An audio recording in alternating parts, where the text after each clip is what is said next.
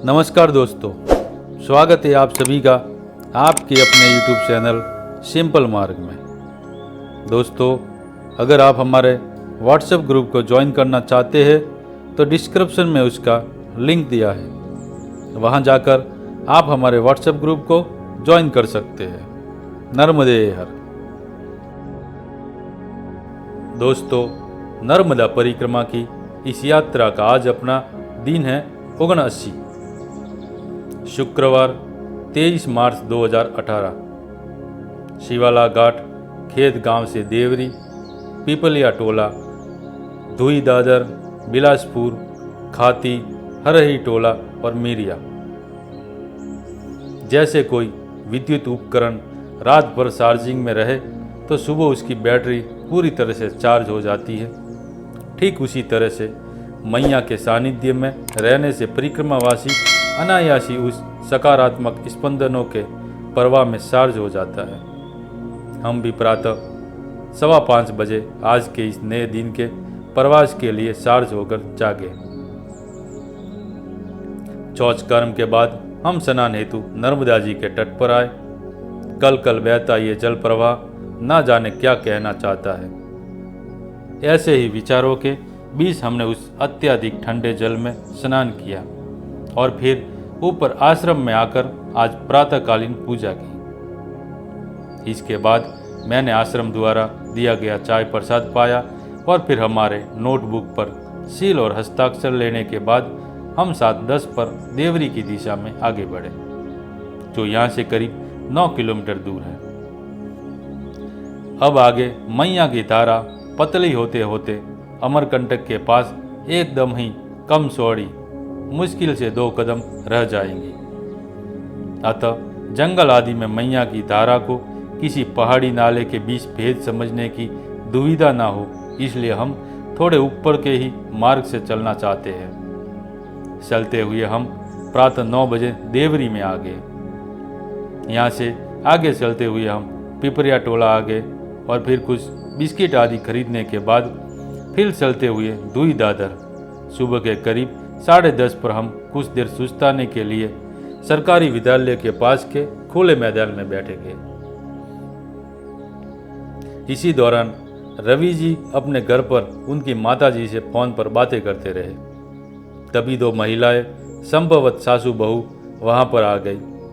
रवि जी को ऐसे तेलुगु भाषा में बात करते देखना शायद उन्हें कुछ कौतूहलपूर्ण लगता रहा, इसीलिए दोनों में से सासू यहीं रुक गई तथा बहू तकरीबन 12-15 कदम दूर जाकर रुकी। फोन की बात समाप्त होने पर इन माताजी ने हमसे बातें करना प्रारंभ की कि क्या तुम परिक्रमा में हो, क्या तुम घर पर अपनी माता से बात कर रहे थे, आदि आदि।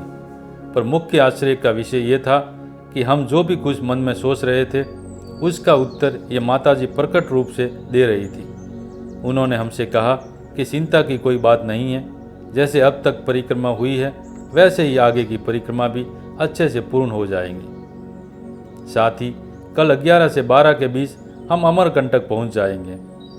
मेरे मन में विचार आया कि ये माताजी हमें तुम करके क्यों संबोधन कर रही है, जबकि परिक्रमा में अब तक हमेशा लोग हमें महाराज या बाबा जी ऐसे पुकारा करते थे। इस पर तत्क्षण ही वो माताजी बोल पड़ी, देखो तुम बुरा मत मानना, मेरे भी बेटे तुम्हारी उम्र के हैं, इसीलिए मैं तुम्हें तुम बोल रही हूँ। इन सब बातों के दौरान वो बहू इन सास को बार बार चलने हेतु आने का इशारा करती रही और फिर ये माताजी हमें सूचित कर कि अमरकंटक यहाँ से तकरीबन 40-42 किलोमीटर दूर होगा, क्योंकि बस में 40 रुपये टिकट लगती है। पर मैं बस में बहुत कम ही गई हुई हो, ये बतावे चली गई। हमने भी अब तक बहुत समय तक विश्राम कर लिया था, तो हम भी तुरंत ही सामान समेट आगे बढ़े। जिस स्थान पर हम थे वहाँ से दूर दूर तक कोई भी घर या झोपड़ी आदि नहीं था। एक अर्थों में सपाट मैदान खेत ही थे और उनकी दूरी इतनी अधिक थी कि किसी को भी चलकर आने में कम से कम 5 से 7 मिनट अवश्य ही लगते। पर हम जब चले तो हमने किसी को भी वहाँ नहीं देखा। ना जाने वो सास बहू कहाँ गायब हो गई। ये वास्तव में बहुत ही बड़ा आश्चर्य का सुखद धक्का था जो हमें तब लगा था। उत्सुकता वंश हम कुछ समय वहाँ रुके और खोजबीन भी की, पर हमें कोई भी दूर तक नहीं दिखाई दिया। हमने हाथ जोड़े नर्मदे हर किया और फिर खुशी से अमरकंटक की दिशा में आगे बढ़े। चलते हुए हम 1:15 बजे विलासपुर आ गए। यहाँ हमने एक छोटे से होटल से कुछ पकोड़े और जलेबी खाई। इसके बाद बहुत ही जंगली पहाड़ी रास्ते पार करते हुए हम दोपहर 3:30 पर खाटी गांव में आ गए। इसके आगे खेतों से मार्ग निकालते हुए हम हरई टोला आ गए। यहाँ से अमरकंटक 30 किलोमीटर दूर है।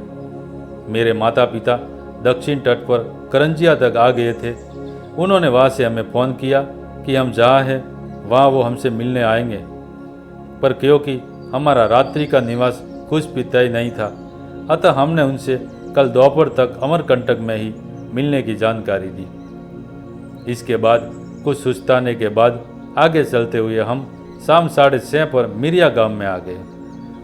हम इसी उधेड़ बूंद में थे कि हम आज रात्रि कहाँ रुकेंगे। ऐसे में अनायास ही उस सूने जंगली रास्ते में एक युवक ने आकर हमें आगे के गांव की जानकारी दी। साथ ही हम या तो सरकारी विद्यालय में रुक सकते हैं या एक थोड़े धनवान व्यक्ति के घर रुक सकते हैं, जिनके घर के आंगन में हैंडपंप भी लगा हुआ है, ऐसी जानकारी दी। इनके साथ ही मेरा अनुभव ये भी रहा कि जो भी मैंने मन में सोचा वे उसका अपने आप मेरे बिना पूछे ही जवाब देते जा रहे थे। चलते हुए हम उस धनवान व्यक्ति के घर आ गए। हमने वहाँ बैठी बूढ़ी माता राम से उस हैंडपंप पर स्नान की अनुमति मांगी, जो उन्होंने दी। उसी दौरान बातों में हमने उनसे उस नए निर्मित घर, जो कहानियों के घर जैसा व्यवस्थित था, साथ ही जिस पर बालाघाट के प्रसिद्ध अंग्रेजी कवेलू लगे हुए थे, उसके बरामदे में रात्रि रुकने की अनुमति मांगी, जो उन्होंने सहर्ष ही प्रदान की। हमने वही बरामदे में ढलते सूर्य देवता और मैया के प्रवाह की दिशा की ओर मुख कर पूजन किया तथा घर के सभी लोगों को प्रसाद भी दिया। इसके बाद वे हमें आदर सहित घर के अंदर ले आए, जहां हमने चटाई पर आसन लगाया। आदिवासी समुदाय बहुत ही सरल, निष्कपट और आत्मीयता से परिपूर्ण ऐसा व्यवहार करने वाला समाज है। चाहे उनके जीवन में कितनी ही कठिनाइयाँ या अभाव हो, वे आज भी अतिथि देवो भव इस भाव को साक्षात अपने आचरण से जीकर प्रदर्शित करते हैं। श्री राम दुर्वे जी के घर में हमारे आसन लगाने के बाद में घर की माता जी ने हमें लाकर गर्मा गर्म चावल और दाल का रात्रि भोजन प्रसाद दिया। वैसे तो हमने उन्हें मना ही किया था कि हमारी वजह से इनको अधिक कष्ट ना हो, पर शायद हमारे इस संकोच को उन्होंने भांप लिया था। इसलिए हम भूखे हैं ये जान वे आग्रह से ये भोजन प्रसाद ले आए। भोजन आदि होने के बाद में हमने हमारे सामान में से जिन वस्तुओं की अब हमें आवश्यकता नहीं है, ऐसा सारा सामान अलग से एक बैग में रखा, जिसे हम कल आई बाबा को दे देंगे।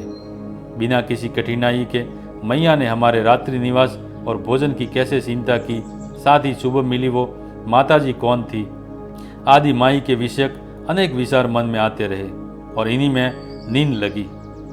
हृदय की हर धड़कन के साथ मन कह रहा है, अब अमरकंटक दूर नहीं, नर्मदे हर। दोस्तों, अगर आपको हमारा वीडियो अच्छा लगा हो तो अपने मित्रों में शेयर करें, वीडियो को लाइक करें और हमारे चैनल को सब्सक्राइब जरूर करें। नर्मदे हर।